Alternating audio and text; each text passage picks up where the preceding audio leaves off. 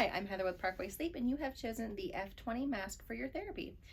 This mask is one of our traditional full face masks, which means it goes under your chin and over the bridge of your nose. This is one of the tried and true styles of masks.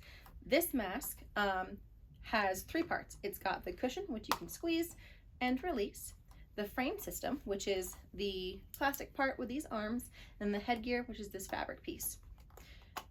Please refer back to your paper schedule if you forget how often to change these pieces out.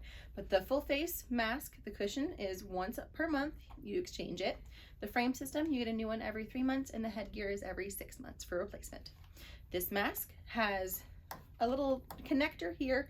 We call this a quick release. If you get up to go to the bathroom in the middle of the night and you don't want to take your whole mask off and put it back on, you can just unlatch it from right there. And when you come back, you just squeeze those little latches again and pop it right back on. No matter what tube you have, they are universal, and you can just pop it like that to take the mask off. This mask has a 4-point connector. You have the 2 magnets at the bottom and then the 2 up here. To adjust, you would either adjust the top the top together at the same time, or the bottom together at the same time, and then you will do the other side. You can adjust with the Velcro here and here on all 4 parts. This mask does have magnet release, which means it is not recommended for anyone with medical implants such as a pacemaker due to the interaction that could possibly occur. This mask has the headgear, where the headgear sits at the top of your skull here, and then this part down here sits at the base of your skull.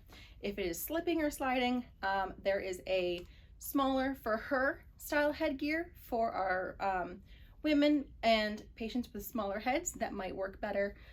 Do not over tighten the mask, because then you could cause more leaks and also discomfort, and we don't want that.